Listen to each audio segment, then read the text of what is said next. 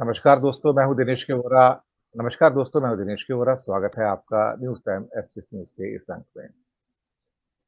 अ, दोस्तों, चुनाव तो आ गए अब और कहीं न कहीं कुछ न कुछ ऐसा ज़रूर हो रहा है जिसे हम ये कहें कि हर दल या हर गठबंधन दूसरे के लिए एक चक्रव्यूह रच रहा है। अब यहाँ बहुत सारे खिलाड़ी हैं, जैसे महाभारत की जंग जंग में बहुत सारे खिलाड़ी थे, यहाँ भी बहुत सारे खिलाड़ी हैं। हर खिलाड़ी ये समझता है कि मैं ऐसा चक्रव्यूह रचूँ जिसमें दूसरा पूरी तरह से फँस जाए और कभी उसे तोड़ ना पाए। लेकिन कभी-कभी ऐसा होता है कि इंसान चक्रव्यूह रचते-रचते खुद फँस जाता है। या ये कहा जाए जैसे वो मकड़ी का जाला होता है ना, जब मकड़ी जाला बुनना शुरू करती है तो उसे ये नहीं पता लगता कि आखिर में खुद ही उसी जाले में फँस जाती है और वहाँ से मुक्त नहीं हो पाती है और मृत्यु को प्राप्त हो जाती है। कभी-कभी शातिर से शातिर खिलाड़ी का भी यही हाल होता है। भारतीय जनता पार्टी ने ना जाने कितने चक्रव्यूह रच लिए इंडिया गठबंधन के लिए। कोई कोर कसर छोड़ नहीं रखी कि इनको फंसा लिया जाए। पर जैसा कि मैंने कहा, शातिर से शातिर प्लेयर भी या खिलाड़ी भी कभी ना कभी तो खुद भी ट्रैप में आ जाता है और उसे ये नहीं पता लगता कि अब मैं बाहर कैसे निकलूं। बाहर कैसे निकलूं? फंसता कहाँ है? लखनऊ की भूल भुलैया में। एंटर तो कर जाता है, अब बाहर कैसे निकलना है ये नहीं पता। मुझे लगता है मोदी जी भी इस समय एक चक्रव्यूह या भूल भुलैया में फंस गए हैं। अब उन्हें ये ज्ञात नहीं हो पा रहा है कि मैं बाहर कैसे निकलूं। एक धागा उलझाने जो उलझा हुआ उसको सुलझाने के लिए जाते हैं तो पीछे के 2 धागे और उलझ जाते हैं। और साथ में सुलझती हुई चीजें जो इंडिया गठबंधन की है, उन्होंने मोदी जी को हतप्रभ कर दिया कि मैं करूं क्या? ये कैसे जुड़ गए साथ में? ये कैसे जुड़ गए साथ में? कट्टर विरोधी केजरीवाल तो सबसे आगे निकल गए। सोचा ही नहीं किसी ने कि इतनी जल्दी उनके गठबंधन हो जाएंगे। गोवा में भी, हरियाणा में भी, गुजरात में भी, दिल्ली में भी। ये देख के तो मोदी जी खुद चकित है, भाई ये कौन नया आदमी आ गया यहाँ पर, नया व्यू रचने वाला। तो हर पल यहाँ पर कोई ना कोई ऐसा कदम उठाया जा रहा है जो दूसरे को व्यूह जाल में फंसाया जा रहा है। हरियाणा बॉर्डर के ऊपर जिस ढंग से एक नई सीमा रेखा खींच दी गई, चंडीगढ़ मेयर के चुनाव में जिस ढंग से धांधलियां हुई, तो ऐसा लगा कि जनता के अंदर भी मन बदल रहा है कि जनता भी सोच रही है कि ये राजनीतिक दल है या फिर कोई ये माफिया तंत्र है। नॉन स्टेट एक्टर ऐसे काम किया करते हैं, जो स्टेट एक्टर होते हैं वो तो ऐसे काम नहीं किया करते। पर क्या होता है जब सत्ता का नशा हो, हजारों करोड़ पॉकेट में पड़े हों और आपका पुराना इतिहास उस तरफ संकेत करता हो जहां आपने कोई भी काम मर्यादा और नैतिकता से ना किया हो, तो कभी ना कभी तो अंत आता ही है ना। रावण का भी तो एक दिन अंत आया था, कुंभकर्ण का भी एक दिन अंत आया था। और वो दुर्योधन जब उसको कृष्ण कहते हैं भीम को कि तू वहां उस जगह पे जाके अपनी गदा मार तो इसकी मौत हो जाएगी, तो वो कहता है ये मर्यादा नहीं है, नैतिकता नहीं है, ये तो आप न्याय नहीं कर रहे हो। तो कृष्ण तब कहते हैं ना, न्याय तो तुमने तुमने भी कभी नहीं किया। अल्टीमेटली तुमने अपनी पूरी जिंदगी में देखो तो तुमने कब न्याय किया था। तो युद्ध में अब न्याय की बात क्यों करते हो?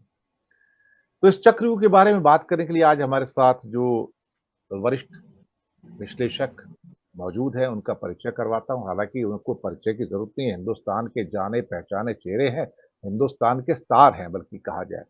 फिर भी तारुफ है तो हमारे साथ दिल्ली से अरुण कुमार शर्मा जी, सर स्वागत है। हमारे साथ राजस्थान की पुण्य भूमि से, जहाँ पर तो दरगाहें भी हैं, मंदिर भी हैं और सारे पुण्य स्थान है, सर आपका भी बहुत-बहुत स्वागत है। वरिष्ठ भी हैं और कहीं न कहीं मैं भी आपसे सीखता हूँ, स्वागत है। और हमारे साथ हमारी गुजरात की, द्वारकाधीश की और सोमनाथ की पुण्य भूमि से doctor Hari Desai, Indian express के फॉर्मर एडिटर भी, तो सर आपका भी स्वागत है। जी, तो पहले राजस्थान ही चलते हैं आज, ओम सैनी जी के पास। ओम सैनी जी, हवा बदल रही है सर। कुछ बहुत बातें तेजी ऐसी से हो बदल रही रही है। हैं, बहुत तेजी से बदल रही हैं। मैंने सुबह कल एक अपने प्रोग्राम में कहा था, राजनीति में 7 दिन बहुत लंबा पीरियड होता है। किसी ने कहा था ये कि राजनीति में 7 दिन बहुत लंबा पीरियड होता है और 7 दिन में तो दुनिया पलट जाती है साहब। कुछ ना कुछ तो हो रहा है ज़मीन पर, कुछ ना कुछ तो हो रहा है कि 7 दिन पहले जो वायु बह रही थी, अब वो वायु नहीं है। तो मैं आपकी टिप्पणी चाहूँगा पूरे परिदृश्य पे ओम सैनी जी।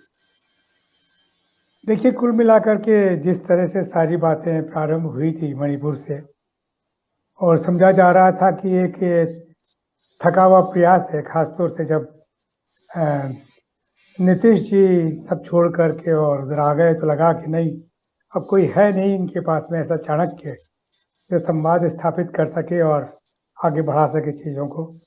जी, लेकिन धीरे धीरे करके चीज़ें जिस तरीके से सामने आई हैं और भय का जो वातावरण बना रखा था एनडीए और भाजपा की सरकार ने, और जिस तरीके से ये जो केंद्रीय संस्थाएं काम कर रही थी, उससे लग रहा था कि बस जितने भी काले पीले दाग हैं जिन लोगों के, वो सब दब के रहेंगे और कुछ भी ऐसा ना करेंगे जिससे कि उन लगे कि साहब ये राजनेता हैं। लेकिन सब कुछ बदला जब मणिपुर से निकल के आसाम में आए, तो जैसा स्वागत हुआ राहुल गांधी का, और जिस तरह की गैर राजनीतिक तरीके से वहाँ के मुख्यमंत्री ने जो कुछ शब्दावली और जो कुछ हथकंडे करने थे वो किए, तो लोगों को एक आक्रोश का स्वर वहां से हासिल होता है। वो जब बंगाल की तरफ पहुंचे तो लगा कि जिस तरीके से जनमानस जुड़ रहा है, तो दीदी डर गई। दीदी को लगा कि ये गठबंधन से पहले मेरा गठबंधन ही समाप्त हो जाएगा, ये टीएमसी को ले उड़ेंगे। वहां से किसी तरीके से बातचीत करके और अपनी विनम्रता के साथ में जो और आगे बढ़े, जब बिहार पहुंचे तो चीज़ें बहुत अलग थी। बिहार में तो खैर मकदम के लिए तेजस्वी मौजूद थे, और जिस तरीके से वो जुड़े और जिस तरह का सारा व्यवहार रहा, उससे लगा कि ये यहाँ एक मजबूत नींव है जिस पे इस यहाँ कोई हमला करेगा तो कोई गड़बड़ नहीं होगी, तो चीज़ें बनती हैं। अब यूपी में जब आ रहे हैं तो अखिलेश भी घबराए। अखिलेश को भी लग रहा था कि इनके साथ में संबंध करने से कुछ बात बनेगी नहीं, ये हो सकता है कि हिंदी पट्टी को अपने साथ में लेकर चल दें। लेकिन विश्वास का सिलसिला बना और समझ में आया कि जो कुछ केंद्र की सरकार और उनकी संस्थाएं कर रही हैं वो बड़ा दिक्कत पैदा करने वाला है, तो जुड़ना बहुत जरूरी है। तो वो जुड़े, और जो एक थे जिन्होंने कि अपने अपने दादा की उसको भारत रत्न की उपाधि को देख करके और दिल जीत लिया कह करके और अलग हो गए थे, वो अलग थलग से हो गए। अब आगे बढ़ते हैं तो देखिए आप, आज मैं देख रहा हूं कि यूपी में कैसे हुआ है और अब राजस्थान में चीजें वैसे आ रही हैं। आपने वो हाल तो सुना ही है कि आपके साथ में जो गठबंधन हुआ है, केजरीवाल जी की जो स्वर है वो बिल्कुल बदले हुए हैं, ऑनेस्टी से भरे हैं। राजनीति से नहीं, ऑनेस्टी से भरे हैं, और उन पर विश्वास किया जा सकता है। अब वो कोई पलटू राम जैसा कार्यक्रम नहीं होगा सचमुच में। तो ऐसा लग रहा है कि इंडिया गठबंधन, जिसको कि बड़ी इकारत से हमारे देश के प्रधानमंत्री घमंडिया गठबंधन कहते रहे, अब उनकी आवाज में थोड़ा मेरा ख्याल है कि कुछ अटका है और वो कुछ बोलने में झिझक रहे हैं।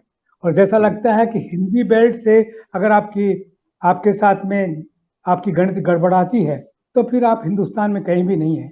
ये तो दिनेश जी ठीक से जानते हैं कि साउथ देखा है इन्होंने, और साउथ को सारा समझने के बाद में ही हमारी एक चर्चा हुई, उसमें मुझे याद है कि किस तरीके से, लेकिन वहां भी टीडीपी और जनसेना का जो गठबंधन आंध्रा में बना है, जो इंतजार नहीं कर रहे बीजेपी का, अपने हिसाब से खड़े होना चाहते हैं। तमिलनाडु में भी स्टालिन ये सब देख करके और समझ में आ गया कि हमारा गठबंधन मजबूती के साथ में रहना चाहिए।